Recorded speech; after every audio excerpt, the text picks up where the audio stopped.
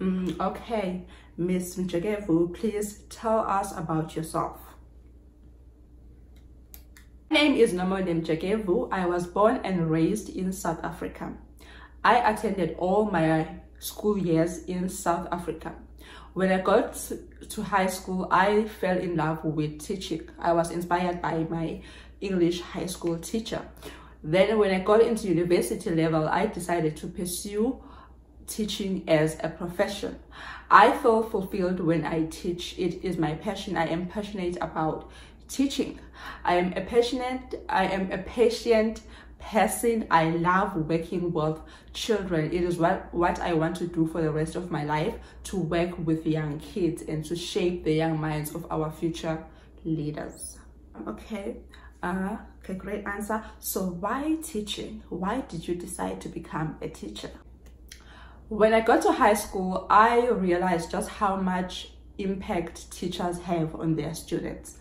My high school teachers, they inspired me, they motivated me, they encouraged me. They are the reason why I am the person that I am today. It's because of them. So when I saw how much teachers can impact their students, like in a positive way, I just fell in love with teaching. I decided that I want to be part of this movement. I also want to play a part in helping a child become a better person in life, in future, and motivating them and encouraging them through my teaching, and in doing so helping them become better citizens of the country in the near years to come, in their future. And also growing up, I loved children. I used to babysit kids at my church all the time.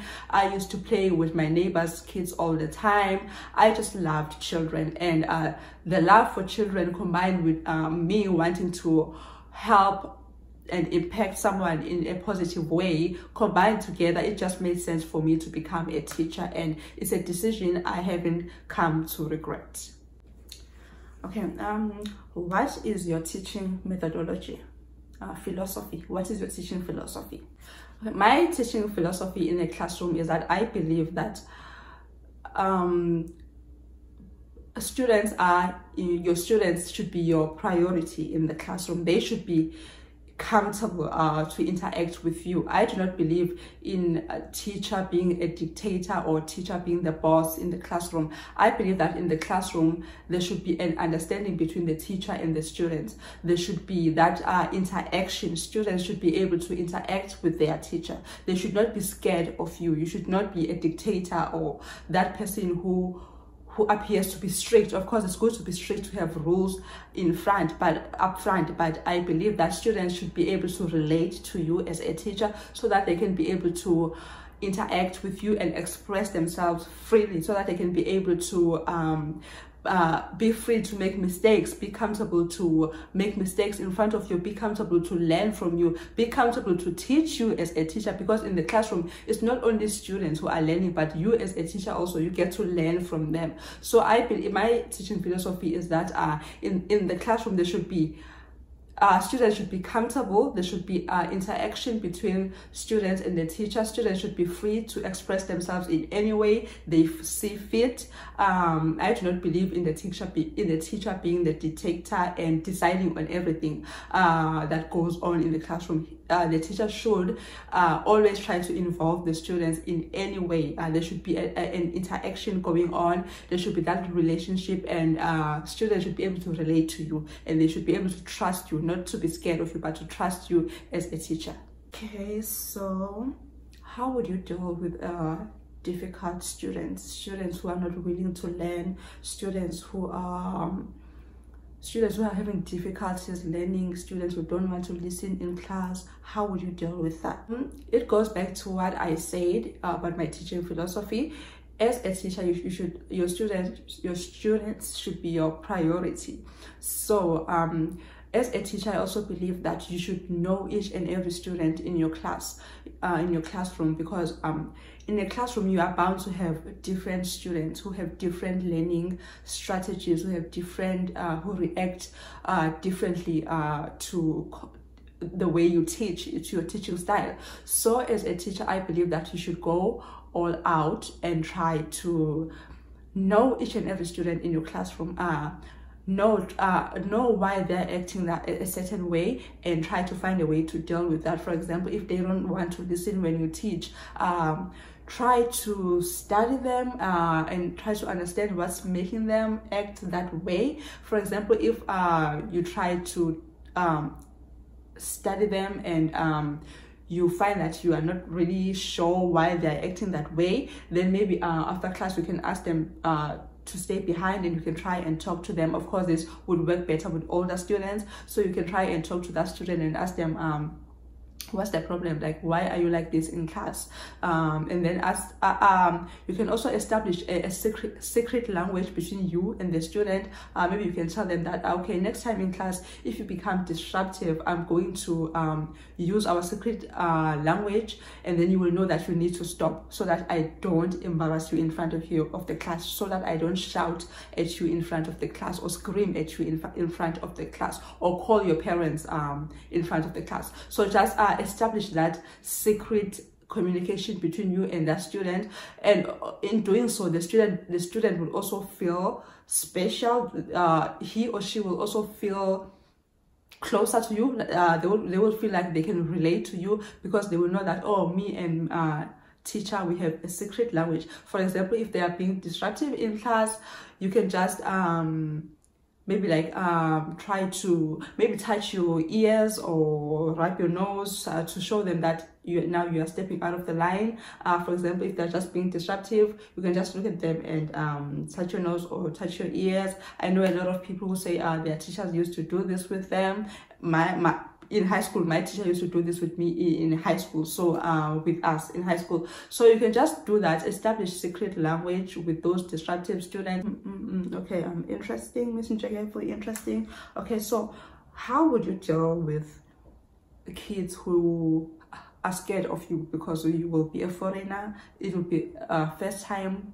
It will be their first time seeing a foreigner in South Korea. So how would you deal with that? Like if they cry, or if they don't want to be taught by you because they've never seen a black person, and how would you deal? In situations like that, I would try to spend time with my students before class time, before lessons. For example, in the mornings, during that play time, before they go to classes, I will try to go play with them, be around them, just to get them to be familiar with me. And of course, I would like smile, show them that even though I am different, I don't bite, and they can be friends with me, they can be close with me. I'll just try to spend a little time with them outside the classroom setting, so that by the time I step into the classroom, they are already familiar with my face, they are already familiar with my presence, and they know that, oh, she can smile, she smiles, she played with us, we had a chat with her. So even though she's different, we can be free around her, we can be comfortable around her. So I will try to spend as much time as I can with them outside classroom, to make sure that they get comfortable with me, with someone who is different from them, especially for young kids. Okay, so why Korea? Why did you choose Korea? You could have chosen China, you could have went to Hong Kong, you could have went to Vietnam. Why Korea? So as a young teacher who just graduated out of university, I am very passionate about education. I am very passionate about education, and I just fell in love with South Korea's education system, the way things are done here. For example, how kids, like students, attend normal school hours during the day, and then when they in the evening, when they are done with the normal school hours, then they go to private academies for extra lessons, to learn more. I just fell in love with this because I also believe that education is the most important thing for kids, and They should spend more time at school. They should spend more time learning. They should spend more time studying. So the way South Korea operates with their education system, it just spoke to me.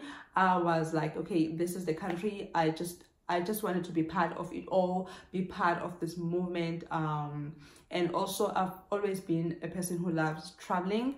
I spend a lot of more than half of my life traveling around my own country. South Africa is a very diverse country. We have 9 different provinces, and I've been to most of them because I just love traveling. I've always knew that one day I would get out of the country and just travel, and South Korea just spoke to me mainly because of its education system. And I also know that South Korea is rich in culture and rich in history. So that's something I wanted to experience firsthand, because we see it in the media. But I was like, when you want to get that feeling, you just want to experience it firsthand. So yeah, that's that. It's because of your education system. South Korea's education system is, of course, don't do this during the interviews. So yes, South Korea's education system, the rich culture and rich history, and also traveling. Okay, so how would you deal with homesickness? Because you're going to be away from home, from your family for a very long time. So Ms. Mjegebo, please let us know, how would you deal with homesickness? Should we worry about that? Like I said in my previous answer, I've always traveled within my country. I spent more than half of my life just moving around. I attended like 7 different schools. So, like, I've always lived away from my family. There was never a time where I lived with my family like for a long time. It was always just maybe for 1 year or during the holidays, and after that I would like disappear. I would move to another city or another province. So I've always I'm quite a bit familiar with being away from my family. So homesickness is something I don't really experience, because I know that whenever I miss home, I know that they're just a phone call away, and speaking to them on the phone is always just enough. So homesickness has never been an issue for me, because I've always like moved around. I've always been that child who lived away from home. So how are you going to teach kids who don't know English? It's going to require a lot of patience from my side. I know this because coming from South Africa, a very diverse country, we have like 11 official languages, and I've also had to learn languages as my second language. I've had to learn foreign languages that I didn't know. So I know exactly what my students will be feeling, what my students will be going through. I know exactly. So I know that it's going to require a lot of patience from my side, a lot of patience. And of course, I'm going to also rely on my co-teacher to help me through my lessons. For example, if my students cannot understand instructions, if they cannot fully understand instructions given in English, then my Korean co-teacher can help me now and there to try and translate those phrases my students may not be able to understand yet. But I know that it's going to require patience and, of course, the help of my Korean co-teacher. Can you tell us about your experience, your teaching experience, or any experience that you have, any work experience, even if it's not related to teaching? Okay, so during the 4 years that I spent at university, I did my teaching practicals for each and every year that I spent in university. So when I combine that, it amounts, okay, so in university, the 4 years that I spent in university, I did my teaching practicals for each and every year. I would go to school. I went to different schools around Johannesburg in South Africa. So I went to different schools and I taught. I taught at different different ages, different levels, and different locations. So I am quite exposed when it comes to the classroom setting. I'm quite exposed to that. I quite know because I've dealt with so much.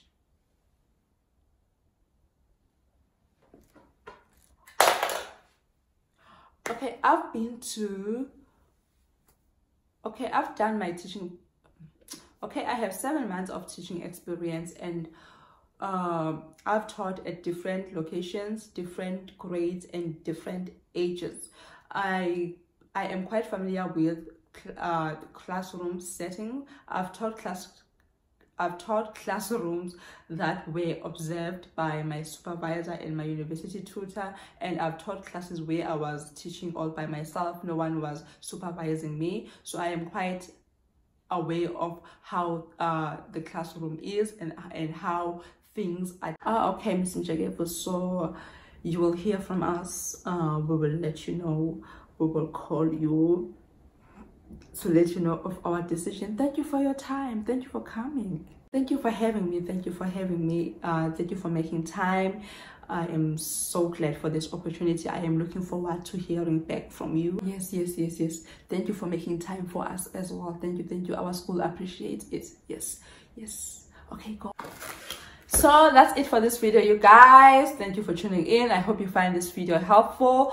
The answer that I gave there, just vague, is to give you an idea of what to expect in this type of interviews. It's not like the real thing. It's to just give you a glimpse, like smaller glimpse, you know. Of course, you need to do more research. You need to prepare yourself more. And I wish you guys all the best. Yes, comment down below. Tell me how far you are with the process. How are things going? Is it going through, sis? Is it going through, brother? Is it happening? I wish you guys all the best, and thank you for watching. Please subscribe, like, comment, do all the good stuff that makes me happy. Let's go to 100 subscribers, you guys. 100. How can we hit 100? Okay, guys, have a good one. Remember that you are loved, you are blessed, and you are beautiful.